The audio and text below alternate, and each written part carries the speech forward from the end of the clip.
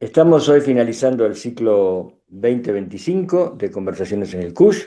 Damos la bienvenida a todos nuestros oyentes. Estamos muy contentos de este ciclo que se repite desde el año 2020. Con la pandemia comenzamos y ahora ya estamos finalizando nuestro sexto año en el aire en UNJU Radio. Y hoy tenemos el gusto de recibir en Conversaciones en el CUSH por UNJU Radio a alguien que ya ha estado hace un par de años en nuestro programa, que es el profesor Roberto Esposto. Es profesor e investigador en la Universidad de Queensland en Australia.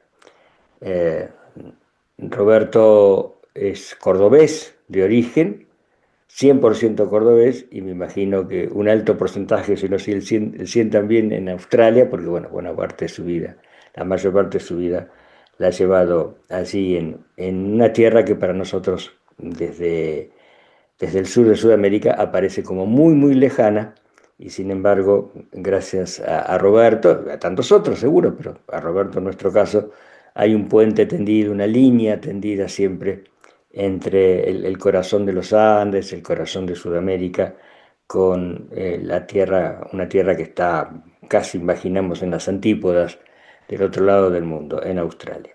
Te damos la bienvenida, Roberto. ¿Cómo nos estás escuchando? Bien, bien, muchas gracias por la invitación. Gracias al Instituto Kush y Daniel, muchas gracias a vos y espero que esto sea de mucho interés para tus oyentes que te siguen. Y bueno, un poco hablar sobre nuestra trayectoria un poco y, y te cambian algunas ideas, ¿no? Claro. Roberto, vos te has dedicado, y te dedicás y empezaste dedicándote a estas cuestiones a través de la literatura latinoamericana, de la literatura argentina, y has trabajado mucho en la obra de algunos autores, algunos en particular. Pero yo tengo una pregunta previa a todo esto.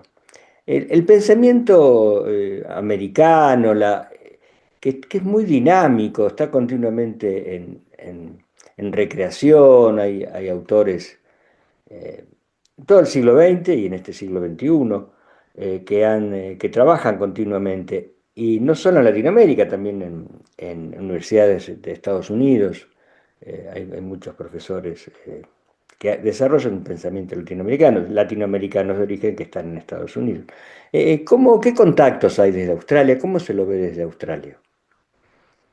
Bueno, en Australia, digamos, hay obviamente colegas que trabajan el pensamiento latinoamericano desde diferentes perspectivas, puede ser desde la sociología, antropología, historia. Eh, Hay un interés desde Australia que se retrotrae un poco a los años 70, fin de los 60, 70, especialmente en dos universidades importantes, que era la Universidad de New South Wales o la Universidad de Nueva Gales del Sur y la Universidad de La Trobe, donde yo me formé, que además invirtieron mucho en su colección sobre América Latina, ¿no? Entonces, el interés sobre América Latina ya tiene unos buenos 50 años en Australia. Y bueno, lo cual diría que no se refleja un poco acá en Argentina, en el sentido de que ese tipo de interés es un poco esporádico, pero sí han habido, por ejemplo, históricamente estudios de comparación de la trayectoria económica entre Australia y Argentina, pero se ha centrado eso más que nada en el ámbito de la historia económica comparativa y en particular en el sector agropecuario, porque ambas naciones comparten esa trayectoria y porque, bueno, Australia fue parte o es parte todavía del Commonwealth británico y en cierta medida sigue siendo una colonia británica, eh, como Argentina lo fue digamos, el último tercio del XIX y el primer tercio del siglo XX, ¿no? Que, digamos, fue prácticamente una colonia británica en ese sentido. Pero en cuanto al tema de más amplio, yo diría, de estudio latinoamericano, sí hay un interés por el estudio de la lengua. El estudio de la lengua es la clave, ¿no? Porque eso te permite entrar al mundo del pensamiento, de la literatura y de todas las disciplinas que tengan que ver con América Latina y Sudamérica, ¿no? Y es bastante activa la actividad universitaria y bueno, también fuera de ese ambiente tenés, por supuesto, por ejemplo, los festivales de cine, que bueno, de cine latinoamericano, que tiene una presencia anual, ¿no? En Australia, en todas las capitales de Australia. Entonces, y bueno, hay conexiones, como vos sabés, con la TAM de Australia, con Sudamérica a través de Chile, etcétera. Entonces hay una conexión y que se sigue fomentando, ¿no?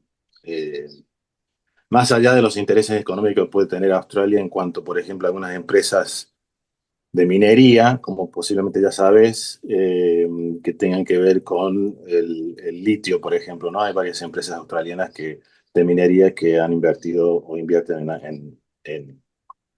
en Argentina. Entonces, ese es más o menos el panorama en cuanto a las relaciones de Australia, América Latina o Argentina en particular en ese ámbito, ¿no? Sí, sí, que conocemos la actividad minera de las empresas australianas como de las canadienses, ¿no es cierto? Que son dos Imagino países que tienen, que sí, que tienen mucha actividad minera. sí, Roberto, vos has trabajado mucho sobre un autor argentino, fallecido hace pocos años, eh, que tuvo una larga vida y dos largas trayectorias públicas, ¿no? Una como escritor y otra como diplomático, que es Abel Pose. sí. Eh, y ha habido novedades este año, bueno, que ahora nos contarás. Eh, ¿cómo llegaste a la obra de Abel Pose y qué ves en la obra de Abel Pose? Bueno, mira, yo llegué a la obra de Abel Pose hace mucho tiempo. Eh, si no recuerdo mal, él ganó el premio Rómulo Gallegos allá por el 87, cuando era un premio muy importante en Hispanoamérica, quizás tan importante o más importante que el Cervantes, estoy hablando, ¿no? Porque en ese momento ese premio había sido adjudicado a personalidades como García Márquez, Carlos Fuente, Vargas Llosa. Entonces tenía ese perfil, ¿no? Y yo en ese momento este, recibía el resumen semanal del Clarín con el suplemento de ese momento cultural que en ese momento se llamaba Cultura y Nación. Y leí una entrevista justamente con Abel Pose cuando había ganado ese premio. Y lo que me despertó el interés y la imaginación es que él hizo hincapié en la importancia de la identidad. Y yo era un muchacho de 18, 17 años, ¿viste? Entonces eso me despertó la imaginación y yo ya había empezado a leer bastante la literatura latinoamericana.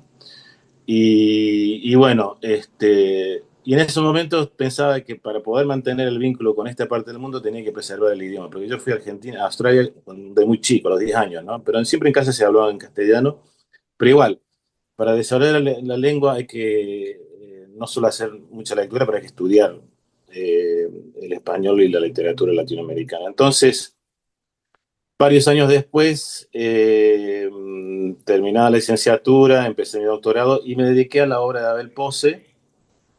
Y ese premio que le dan es por Los Perros del Paraíso, ¿no? Los Perros del Paraíso es parte de una tetralogía sobre el descubrimiento y la conquista de América que está hecha de también Daimon, ¿bien? Una novela muy extraña porque la figura central es un personaje de la conquista de América, Lope de Aguirre, que, como sabes, va en busca del Dorado, etcétera. Pero no vuelve a contar la gesta del Dorado o eso, sino que lo convierte en un fantasma que vive a lo largo de unos casi 500 años de la historia de América Latina. Entonces te da como un panorama, un mural, una visión amplia de América Latina y aparece de la historia de América Latina y aparece este personaje a través del cual vamos viendo cómo se transforma a lo largo del tiempo y es como un voyeur, alguien que es testimonio de la historia de América Latina, ¿no? Y con esa es la novela con la que empieza la tetralogía. Después le sigue Los Perros del Paraíso, que el personaje central es Colón, pero un Colón muy extraño, porque lo que hace Abel Pose es jugar con esta idea que ocurre en el tercer viaje de Colón, donde él piensa haber llegado, que está cerca, en la costa en la boca del Orinoco, que está cerca del paraíso terrenal, ¿no? Entonces ahí surgen unas cosas bastante estrafalarias o hasta borgianas de especulaciones sobre qué pasaría si descubriéramos el paraíso terrenal y si y si se podrían explotar los recursos naturales, ¿no? En el paraíso terrenal para el desarrollo de la riqueza de España, ¿no? Entonces, y es ahí donde, por ejemplo, ya leyendo los ensayos de Abel Pose y leyendo un librito muy importante para alguien que quiera iniciarse en la literatura o que quiera armar una colección de la literatura universal, no solamente de Europa, pero también de China y del Este, un librito que él titula La Biblioteca Esencial, ¿no? Y son 100 títulos y después agrega un anexo sobre la literatura del Río de la Plata. Y al final de ese anexo hace un comentario sobre la importancia del pensamiento de Rodolfo Kusch para la Argentina, pero también para América Latina. Y ahí menciona a América Profunda. Y ese fue para mí el disparador para poder hacer la exégesis de la obra de Abel Pose y entender cuál es la visión que él desenvuelve o imagina en estas novelas, que también incluyen El largo atardecer del navegante y la cuarta parte que acabamos de publicar póstumamente de su obra, que los Heraldos Negros, que podemos volver a eso un ratito, eh, y que, digamos, está inspirada en, para mí, las dos obras claves en cuanto a lo que emplea Abel Pose para esta visión de América que se envuelve en las novelas, que es Seducción de la Barbarie y América Profunda. Entonces, y eso fue para mí justamente ese librito, la Biblioteca Esencial, pero el anexo sobre la literatura del Río de la Plata, sus comentarios sobre Kush, que más tarde, después de luego haber entablado correspondencia con él y hablado con él, supe que fue amigo de Kush, que iba a su casa en la calle Cangallo, ahí frente del Sadop, y de que se habían conocido y eran amigos, ¿no? Hasta que él fue destinado al exterior como cónsul en Venecia y tuvo sus destinos en Europa, ¿no? Pero eso fue una revelación para mí. Y después, más tarde, eh, eh, tenía un tío, Hugo Camaño, poeta, que también justamente fue amigo de Kush, junto con García Maturo. Y bueno, todo ese grupo de gente de esa generación se conocían, entonces armé como un tipo de triángulo, ¿no? Pose, Kush, Hugo Camaño, y ahí pude empezar a ver cómo estaban esas relaciones, ¿no? Y para entrar más tarde de fondo con el pensamiento de Kush, pero la puerta de entrada para mí fue la obra del Pose para entrar a lo de Kush, y eso fue determinante. Y bueno, y para mí la literatura, la lectura de la literatura, el estudio de la literatura fue para mí la clave para mantener el idioma. El idioma es clave, yo soy profesor de lengua española en Australia, y para mí es la clave para mantener eh, relaciones afectivas, de estudio, de conocimiento, etcétera, eh, con Argentina, con Uruguay, con Chile, y ahora justamente, como vamos a hablar, con Brasil también, ¿no? Sí, vamos a hablar porque la obra de Kush quizás más lentamente de lo que nos gustaría, seguro. Se está empezando a traducir a otras lenguas. Y hay un libro tuyo sobre Kush que fue traducido recientemente al portugués. Sí, entonces en el 23, a ver, te cuento un poco cómo llegó esta idea de... Entonces yo desde el 2012, 2013 participo en la jornada de Cush, gracias a la invitación de José Tassat o Pepe Tassat de la UNTREF. Y después luego de participar casi anualmente en estos encuentros, y especialmente durante la pandemia, eh, se me viene la idea de que era necesario hacer eh, como un libro introductorio a la obra del Posse, digo, no de Posse, de Kush. Porque en inglés, por ejemplo, hay muchas de estas series de libros sobre introducción al pensamiento de Leibniz o de Hegel o de Foucault o de Sartre, lo que sea. Sí, Y me y en la parece Argentina que, se venden en los kioscos.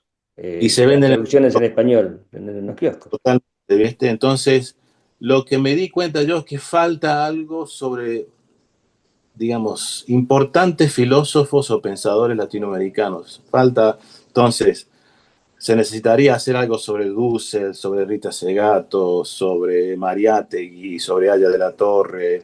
O sea, hay un sinnúmero de pensadores que Una serían muy... biblioteca de 100 títulos se arma Claro, rápido la lista. entonces descubro que hay una serie de estos textos que se llama Filósofos en 90 minutos, de un inglés que escribía en los años 60, y era justamente una introducción, abren con una introducción sobre la vida, la obra y el pensamiento de estos filósofos, y luego una segunda parte donde hay extractos bien de piezas claves, de citas claves de sus obras, pero que se pueden leer como introducción y hasta se podrían trabajar en el aula si se quiere. Entonces ese fue más o menos el modelo que utilicé entonces. Kush, una invitación que está publicada con SICUS y la Universidad de San Isidro, aparece en 2023, me dedico un año más o menos a preparar eso.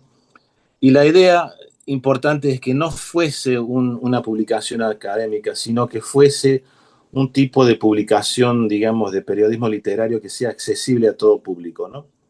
Tanto a jóvenes como no tan jóvenes, a estudiantes de la escuela secundaria superior o estudiantes de grado de la universidad, como una puerta de entrada al pensamiento de Kush. Entonces lo que hago es, abro con la vida, la obra de Kush, sus eh, claves, ¿no? Conceptos clave de su pensamiento, en la primera parte, después en la segunda parte, extractos de sus obras, ¿no?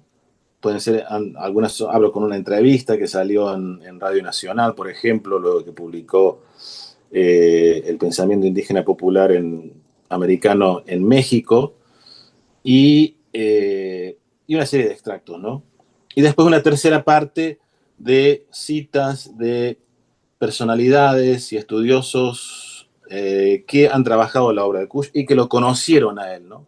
Entonces esto sirve justamente de una manera didáctica, es una publicación didáctica para utilizar en el aula, ¿bien? Y esa fue la idea. Entonces, el libro se llama Rodolfo Kusch, una invitación de Editorial Sikus. Editorial Sikus. Autor O Kush, Roberto Espósito. invitación, que sale en Sikus, pero se puede conseguir o se puede pedir sin ningún problema. Este, y bueno, el año pasado tuvimos las jornadas de Kush en la Universidad de Lanús, en la provincia de Buenos Aires, y vino una delegación de la Universidad Federal de Río Grande do Sul, de San Pablo, no de San Pablo, de Porto Alegre. Y ahí a la persona que lideraba esa delegación le obsequió un libro y bueno, y de ahí se desató la idea de que por qué no traducimos esto al portugués, porque sería una punta de entrada, una puerta de entrada a que el mundo lusoparlante, bueno, empezando por Brasil, imagínate, son 216 millones de brasileros más, digamos, en África, sería interesante ver cuál sería la recepción. Entonces, acabamos de estar ahí en la jornada de Kusch en noviembre, donde presentamos la traducción de Rodolfo Kusch, una invitación que ahora se llama en portugués Rodolfo Kusch, un convite. Bien.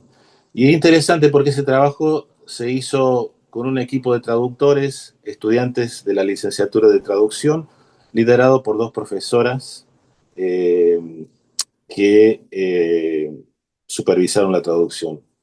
Y ha salido muy interesante el trabajo y ahora se está difundiendo en portugués. Y lo interesante es que estos jóvenes y los traductores son los primeros traductores de la obra de Kusch, porque la segunda parte son extractos de sus obras. Entonces, este es el primer gran entrada, si se quiere, del pensamiento de Kusch en portugués en Brasil.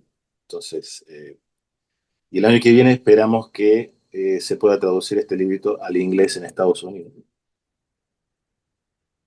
Es muy importante porque para quien quiere tener un acercamiento, a mí muchas veces me han preguntado, bueno, para empezar a leer a Kusch, a veces puede ser un poco difícil. Kusch tiene muy buena pluma, escribe muy bien, pero bueno, hay gente que no se atreve.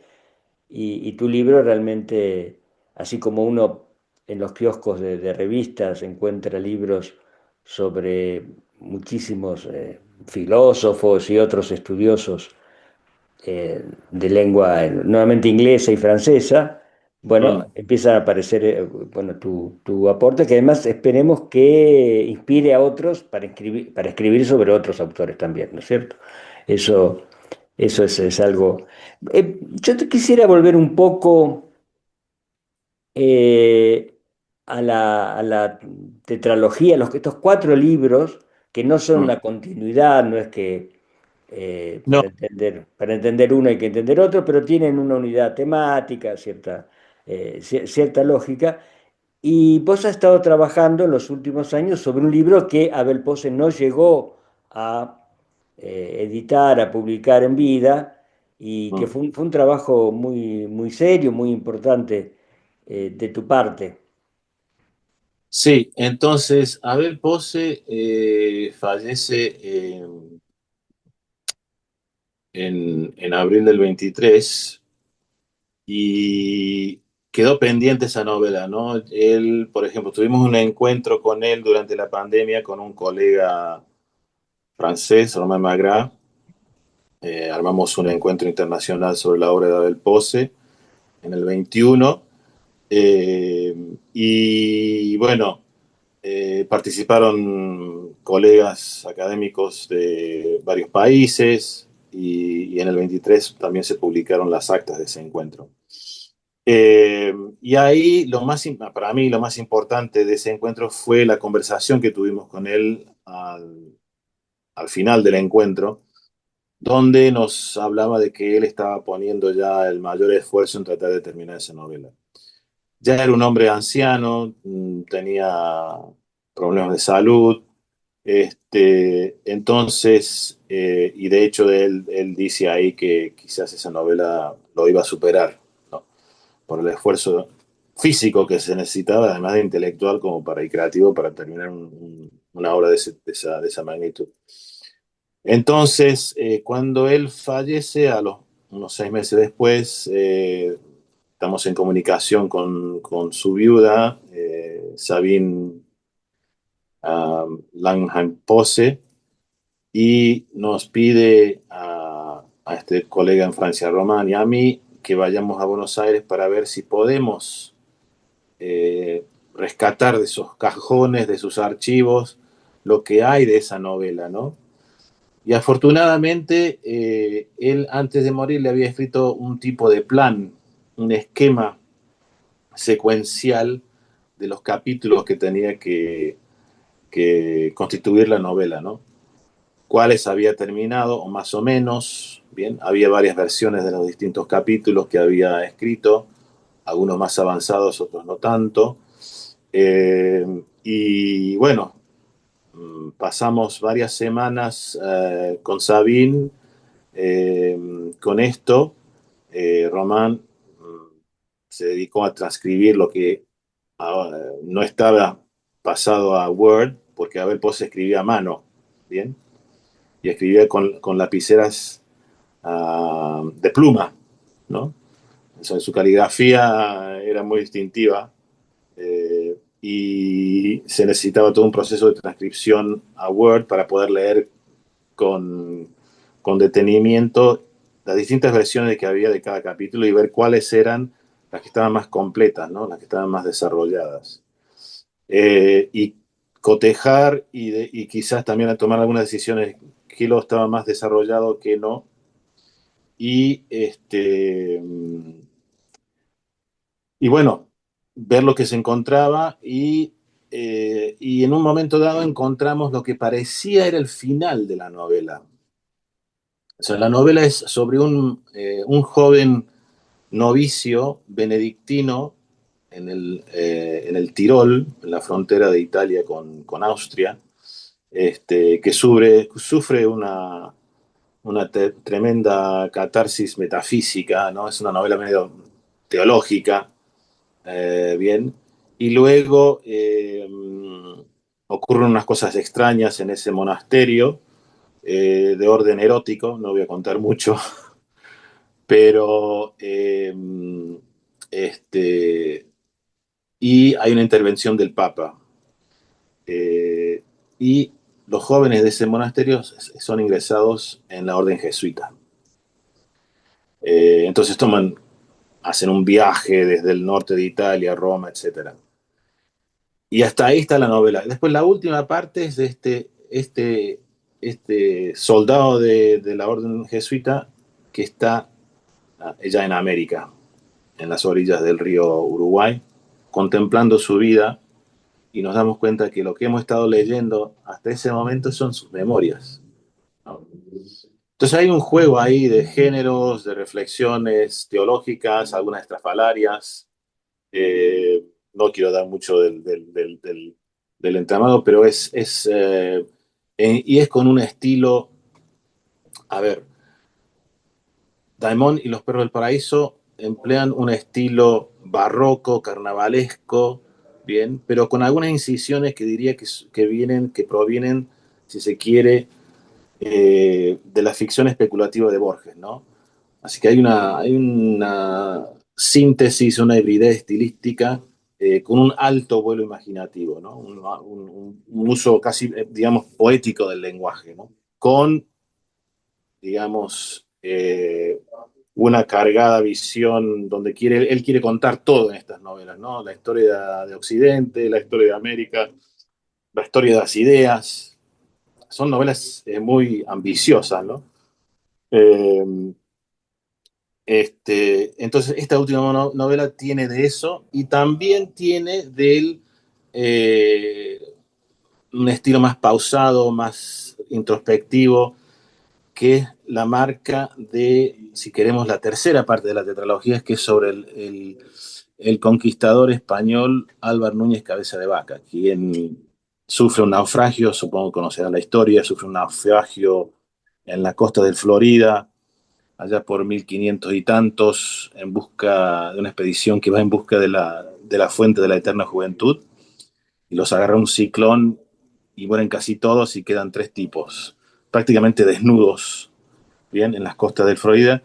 Y Abel cuenta la historia de o la contrahistoria, o la crónica inventada de este personaje, Álvar Núñez, que cuenta su vida entre los indígenas de la zona, ¿no? Que de hecho, Álvar Núñez escribe una crónica para, para el rey que se llama Naufragios, y entonces Ese es el Abel largo Pons, atardecer del caminante, su tercera novela. exacto, este es Largo Atardecer del Caminante, ¿no? Que camina de Florida por 7 años, de Florida a México, a la Ciudad de México. Así que imagínate, ¿bien?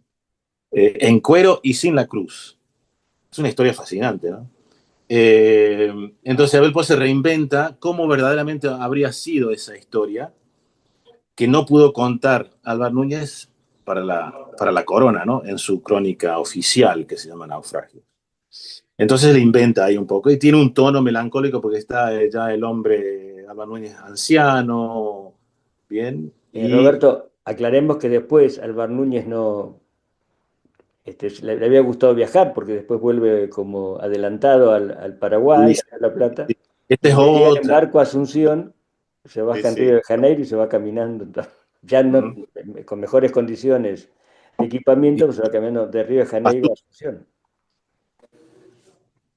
se topa con las cataratas de Iguazú cuando va adelantado en Paraguay, ¿no? Claro. Pero en fin, entonces el tono narrativo es muy distinto en esta novela, El largo atardecer del caminante, comparada con Daimón y los perros del paraíso. Entonces, lo que Abel Pose hace en esta cuarta parte de la tetralogía es mezclar lo carnavalesco, humorístico, con esta última parte que cierra la novela, que es una reflexión intimista, que hace un balance, un cotejo de la misión, ¿no? Eh, de este hombre, este jesuita, y que ya está bastante acrollado.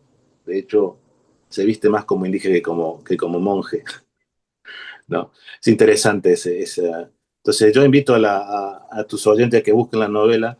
Lamentablemente, o sea, está publicada en España, lamentablemente no está en las librerías en Argentina, pero la pueden conseguir en Busca Libre, ¿bien? Que es la plataforma en línea, o en Amazon. Esperamos algún día que se pueda publicar en Argentina, pero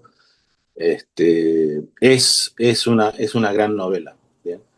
En un estilo que, bueno, muy distintivo de Abel Pose, es un barroco. Abel siempre rompió los esquemas en cuanto al estilo en que escriben los autores del Río de la Plata, especialmente de Buenos Aires. Él quebró con eso. Se parece más a un escritor caribeño en estas novelas sobre la tetralogía del descubrimiento y la conquista que un escritor de Buenos Aires, ¿no? ¿Podríamos Este, decir que está más cerca de lo real maravilloso? claro, claro, claro, de hecho sí. Bien, ¿no? ¿Y eso por qué? Porque Abel Pose se forma en Buenos Aires. Hoy tenés que darte cuenta que se forma en la literatura neorrealista tipo Sábato, si querés, y cuando su primer destino es Moscú y su segundo destino es Lima. Y es en su segundo destino como segundo secretario de la embajada en Lima, creo que es así, que él ahí descubre América. Y ahí estamos hablando del fin de los 60. Y ahí es cuando se le despierta el interés por el mundo prehispánico, cuando descubre el mundo andino y ahí es cuando entabla la relación con Kush. Y puede ser que ¿Bien? la hayan entablado en Lima, porque el Cuyo No, andaba, no, no sé, no sé. Cuyo Es anduvo posible, por Lima porque sí, sí, en el Kush año estuvo en... 70 también, ¿no? en el Congreso Interamericano, Eh, Congreso eh, Internacional de pero Americanistas. él ahí descubre, por ejemplo, la literatura de José María Arguedas, etcétera, ¿no?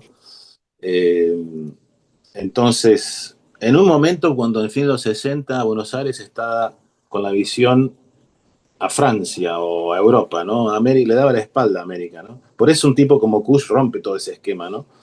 De formación intelectual. En lugar de, él termina su estudio en el 48 y en lugar de irse a Berlín o a París a estudiar, se va a la Puna. Muy pocos tipos hicieron eso, de esa generación, ¿no? Son personajes que rompen esquemas y los hacen, digamos, intelectuales muy interesantes que buscan otra cosa, digamos. Entonces es un poco la trayectoria de Abel Pose, ¿no? Entonces él cambia completamente su modo de escribir después de sus primeras dos novelas, Los Vagabantes y La Boca del Tigre, y es como que si reinventara como autor. Y es, si vos lees las primeras dos novelas y después lees Daimon, es como si estuvieras leyendo a dos escritores completamente distintos, irreconocibles, ¿no? Así que invito otra vez a tus escuchas a que hagan que comprueban esa, y cotejen esas dos obras, ¿no? Por ejemplo, Los Bogavantes y Los Perros del Paraíso. Van a ver que son dos autores completamente distintos.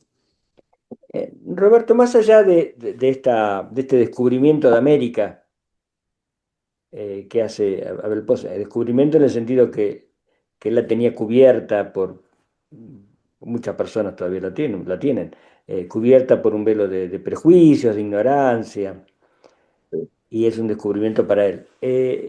Más allá de eso, ¿qué relación ves entre ese periodo, estas obras de Abel Poce, que escribió mucho más libros, digamos, escribió muchas novelas, más de una docena de novelas? Sí. Estamos haciendo referencia a estas cuatro. Pero ¿qué relación ves entre la obra de Rodolfo Kusch y el pensamiento de Kusch con, con esta etapa de Abel Poce y con esta larga producción de Abel Poce? Un diplomático que tuvo responsabilidades muy altas, fue embajador empezó, claro, como joven en tareas secundarias en el servicio exterior, y luego fue embajador en España, en UNESCO, entre Francia, me parece también. Sí. Eh, en Dinamarca, ¿qué ves qué ves de Kush en Pozo y quizás de Pozo en Kush? Eh, bueno, por ejemplo, hay varios ensayos porque también Posse cultivó el ensayo, ¿eh? Es un gran ensayista, publicó muchísimo, tenía una columna en La Nación y en varios otros diarios, ¿no? No solo en Argentina, pero en España también. Pero, por ejemplo, cuando hubo el alzamiento de los zapatistas en México, estoy hablando del 94, cuando iba a entrar en vigor el Tratado de Libre Comercio entre Estados Unidos, Canadá y México, Sí, y ocurre el lanzamiento de los zapatistas en Chiapas, él escribe un ensayo en el diario ABC de Madrid. Ahora, el diario ABC en Madrid es el diario más ultraderecha que hay, ¿viste? pero conservador, muy Muy conservador. Pero el tipo ahí hace una interpretación del alzamiento de los zapatistas desde Kush. ¿Sí? Cuando vuelva a Australia le hago una copia y te lo mando. Porque no Bueno, sé si tiene ese. no lo conozco, no conozco su trabajo. Claro que el alzamiento de los zapatistas es porque ellos quieren preservar su tipo de vida, su conocimiento, no quieren entrar en el mercado internacional de productos agropecuarios porque le va a destruir su modo de vida, ¿viste? ¿No? Eh, y él hace justamente ahí una interpretación en este artículo del 94. Y después, cuando gana Evo Morales, estoy hablando del 2009, puede ser, o No, antes, antes, 2006. de 2006. Cuando gana Evo Morales en el 2006, Abel Pose publica una columna en La Nación, ¿no? Está en La Nación, ¿no? Haciendo otra vez una exégesis o una interpretación hermenéutica del fenómeno de Evo Morales desde Kush. Bien. Muy interesante, ¿no? También, si la encuentro, te la voy a mandar para la consulten. Entonces, él está pensando estos giros importantes en América Latina desde el pensamiento de Kush. Bien, así lo tiene muy incorporado al pensamiento de Kush. Y por supuesto en sus novelas. Por ejemplo, ahora el año que viene, como creo que te he contado, eh, la editorial Biblos está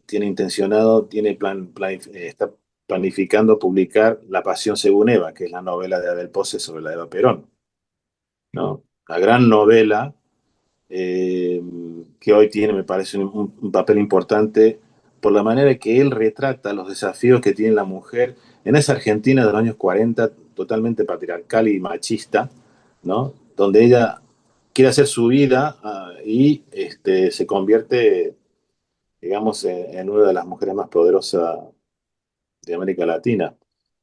Pero más allá de eso, lo interesante de esa novela es cuando él retrata, porque muchas de las novelas o textos literarios que han tratado a la Eva Perón se meten en el tema medio tétrico del cuerpo, de qué pasó con el cadáver y todo eso, ¿no?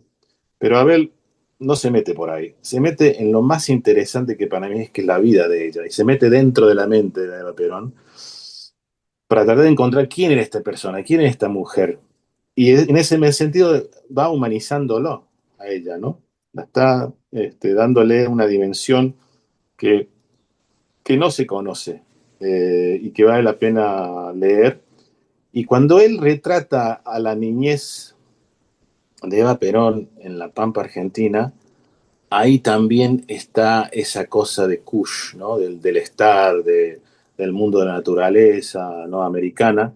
Y ese es el mundo en el que se nutre la niñez de Eva Perón, ¿no? Entonces, está presente hasta en esos textos en esas ficciones que él recrea, esas novelas históricas sobre Eva Perón, que me parece muy importante rescatar hoy en Argentina y especialmente para fin del año que viene, pensando que en el 27 se conmemoran los 75 años de su muerte, ¿no? Pero más allá de eso, es la manera que él retrata a este personaje en un estilo muy distinto a las novelas que ya he mencionado. Es una novela coral, él entrevistó a mucha gente, inclusive a su confesor, al padre Hernán Benítez, y es otro estilo muy distinto. Y esto es importante recalcar en Ponce que él no repetía estilos. No es como Vargas Llosa, que siempre utilizaba el mismo estilo de los vasos comunicantes en todas sus novelas. Abel Ponce siempre experimentaba con sus estilos narrativos. Y esto lo hace muy singular y dificulta un poco la lectura. No es fácil leer a Abel Ponce, requiere una lectora y un lector activo.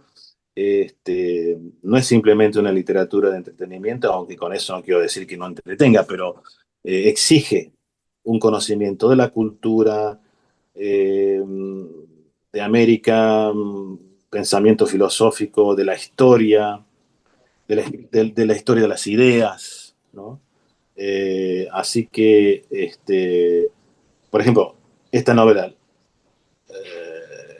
La Pasión según Eva, un personaje muy importante de esa novela, aparte de que obviamente es sobre Eva Perón, es Buenos Aires, ¿no? Es el Buenos Aires de la larga noche que él menciona, de los años 30 y 40, ¿no? Entonces, es un retrato de un Buenos Aires que ya no existe, pero el tipo lo recrea, ¿no? Y esa dimensión histórico-cultural del país es muy importante, ¿no? Eh, Así que es una novela que funciona a diferentes niveles, tiene muchas capas, muchas dimensiones. Y por eso es difícil leerlo, porque te exige, a ver, ¿de qué está mencionando? Hay que hacer un poco de investigación. Entonces, pero al terminar la novela te da una gran satisfacción de que has leído verdaderamente una obra de arte, ¿no? Y te, y, y te, y te, y te da un conocimiento de la vida, porque son novelas filosóficas en ese sentido. Muy bien, Roberto. Mencionaste a Hugo Camaño, a tu Sí, tío, sí. un poeta poco conocido, digamos, un poeta muy reconocido en su momento, pero en general, en la Argentina y en el mundo de hoy, como dice una vieja canción de rock española, no son buenos tiempos para la lírica, ¿no? No son buenos tiempos para la poesía. ¿Y quién fue? ¿Qué poesía hacía Hugo Camaño? Otro amigo de Rodolfo Cuyo. Otro amigo de Rodolfo Kusch, pero también muy amigo de Joaquín Januzzi, que fue el gran poeta de esa generación. Hugo Camaño es interesante porque, a ver, nació acá en Córdoba, se va muy tempranamente con un amigo a Tucumán, yo creo que como a los 16 años, algo así. Y además de que lo expulsan de la escuela, creo que en el cuarto grado. Así que no tiene una formación universitaria. Son una generación que cuando llegan a Buenos Aires se forman en los cafés de Buenos Aires, ¿viste? Ese gran café literario que había, bueno, donde cada poeta tenía su mesa o cada escritor tenía su mesa. Entonces él se forma en ese ambiente, estoy hablando de los Buenos Aires de los 40, ¿viste? 50, hasta más o menos los 70, cuando eso ya empieza a desaparecer con la época del proceso, ¿no? Y él escribe su obra así, es un poco huraño, nunca se postuló a ningún premio literario, él escribía para sus amigos o para sí mismo. Entonces yo lo que he tratado de hacer en los últimos años es un poco rescatar su obra. En el 22 publiqué, eh, de hecho, cuando me incorporaron como académico correspondente en Australia de la Academia Argentina de Letras, eh, les propuse justamente a los que estaban presentes, a Rafael Oteriño y Santiago Silvestren, especialmente a Santiago Silvestren, que lo conocía a mi tío, o que lo conocía a mi tío, que lo conocía a mi tío, un libro que, a ver, introdujera la obra de Hugo Camaño, que recopilara la recepción de la obra de él a lo largo de 50 años, porque él empieza a escribir mm, desde los 50, 60 más o menos, y tuvo muchas reseñas en Clarín, en revistas, de sus libros, y me parecía importante que se recopilara todo eso, más dos entrevistas que pude rastrear que le había hecho Esteban Pejković. Si te suena, era un periodista cultural que, que tenía un programa muy famoso de literatura en la radio municipal y creo que también Radio Nacional. Y encontré dos entrevistas con él que transcribo en este libro. Y también le pedí a varios miembros de número de la academia, inclusive a Abel Pose, a Santiago Silvester y a Rafael Alteriño, que escribieran unos trabajos de exégesis de su obra, y a dos poetas que lo conocían, uno Esteban Moore, que recuerdo haber conocido cuando mi tío estaba en vida, que se reunía en el Café La Ópera, tenían la mesa ahí de los poetas con Januzzi, etcétera, estoy hablando de los 90, y a otro poeta mucho más joven, Rodolfo Edwards, bien, que acaba de publicar justamente una colección de ensayos sobre poesía argentina que ha publicado a lo largo de los años en varias revistas y diarios. Entonces el 22 saqué ese libro. Más que nada como una herramienta de estudio para quienes se quieran aventurar a la obra de él.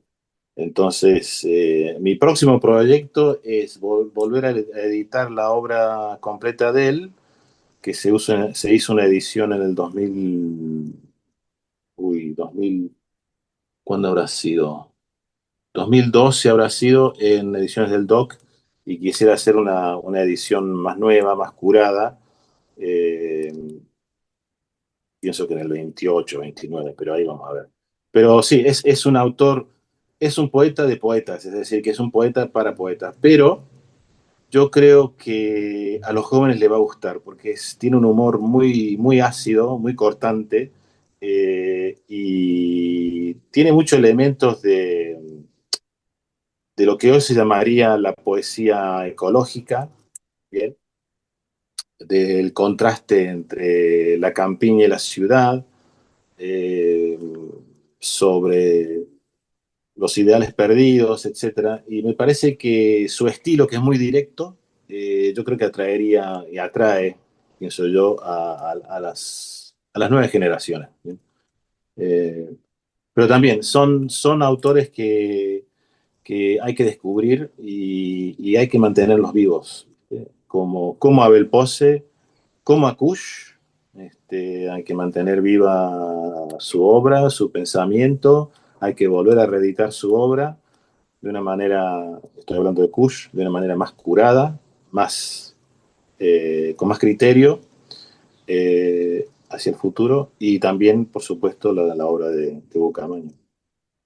Es que hiciste referencia un par de veces a Joaquín Giannuzzi, y que fue Mm, el esposo de Libertad de Mitrópolos, una escritora jujeña muy ujú, importante. sí, Hay, bueno, una profesora de nuestra universidad, Herminia Terrón de Belomo, ha publicado algunas cosas, la correspondencia entre ellas y sobre todo las columnas que Libertad de Mitrópolis escribía en un diario local, El Pregón, todos los domingos, en un suplemento literario que dirigía Néstor Gropa. Pero no le hemos dedicado un programa a Libertad de Mitrópolis, que se lo, que se lo merece, también una gran novelista. sí. Y así que bueno, prometo, si un Radio continúa con este ciclo el año próximo, que haremos un programa sobre Libertad de Mitrópolis, una de las más importantes escritoras argentinas de su generación y sobre todo vivió bueno, en Buenos Aires mucho tiempo, pero siempre tuvo una relación muy directa con Jujuy, donde también volvió a vivir, y bueno, con Salta, por Llanos. Se nos va pasando el tiempo, Roberto. Muchas. ¿Alguna cosita quedó en el tintero? No, a ver, hablando de Libertad, es importante mencionar que ella también tiene una novela sobre Perón, Sí, este, que se volvió a editar, creo que el año pasado o lo anterior. Este, y fue una figura importante de esa generación, este, que son, y esto es importante recalcar, Daniel, lo que está pasando en Argentina con respecto a la literatura del siglo XX, fuera del canon, digamos, ¿no? Y del canon no estaba hablando digamos, Borges, Bioy Casares, Cortázar, Lazo Campo, por ejemplo, eh, que todavía están siendo publicados por las grandes editoriales como Planeta y Random House, ¿no? Sudamericana, etcétera. Pero ¿quiénes están de veras manteniendo la antorcha iluminada de los otros grandes autores y autoras argentinas? Son las editoriales independientes, ¿eh? Que yo no sé cómo hacen en el presente orden o desorden económico de mantener viva justamente, por ejemplo, la obra Libertad de Metrópolos a través de la editorial de la Universidad de Jujuy o estas pequeñas editoriales independientes en Buenos Aires, eh, que nunca estas autoras o autores van a ser bestsellers, ¿no? Como la nueva generación de ahora de autoras, pero es importante recalcar el trabajo que están haciendo estas editoriales independientes en Argentina para mantener viva esa tradición literaria nuestra que si no se pierde, ¿viste? Eh, y, y yo me quito el sombrero de saludando a estas editoriales independientes que mantienen ese trabajo tan importante para el acervo cultural del país, ¿no? Y la memoria colectiva también, ¿no? Porque es importante. Eh, Así que eso es lo que quería sí, añadir nada. coincidimos totalmente en el valor de sobre todo pensando que ya no hay editoriales grandes argentinas que definan su catálogo por intereses argentinos o latinoamericanos, sino que ya son simplemente trabajan para un mercado global que está, bueno, ubicado. Y un mercado global que está muy atado, por ejemplo, a las plataformas, ¿viste? O sea, hay un modelo, yo te digo porque he tenido experiencia de trabajar con agencias literarias y te digo que hay un entramado ahí importante. O sea, es un modelo económico de producción, o sea, yo entiendo. Tenés la literatura, tenés las series en plataformas como Netflix y es todo un paquete, ¿no? Eh, Ahora, el tiempo dirá si esas obras eh, sobreviven, digamos, la, la aprobación del tiempo, ¿no? Pero bueno, en su momento también, como ha ocurrido, por ejemplo, con la obra de Luisa Valenzuela, ahora la obra de Luisa Valenzuela no la edita más, es Barral. La están editando una editorial independiente en Buenos Aires. Una obra importante, de un escritor importante, pero bueno, en poco estamos así. son modas. Recordemos que novela quiere decir novedad. Entonces, Claro. justamente es eso, ¿no? Y queda en nosotros de mantener esa memoria viva. Bueno, hemos tenido el gusto de dialogar en conversaciones del CUSH con el profesor Roberto Esposto, profesor investigador de la Universidad de Queensland, miembro de la Academia Argentina de Letras, en- Correspondiente, no soy miembro, pero correspondiente de la es- Academia en Australia, y hablamos sobre Rodolfo Kusch y Abel Pose y otros escritores. Esperemos el año próximo seguir contando con tu participación en estos programas, verte cada tanto cuando venís por estas tierras. Y desde bueno, ya, bueno, te agradecemos a vos, a Hernán Cabrera, nuestro operador, a Unju Radio, a la Universidad Nacional de Jujuy, que ha permitido que se difunda este ciclo, y será hasta la próxima. y espero que sea en Tilcara. Un abrazo. Bueno, muchas gracias, Daniel.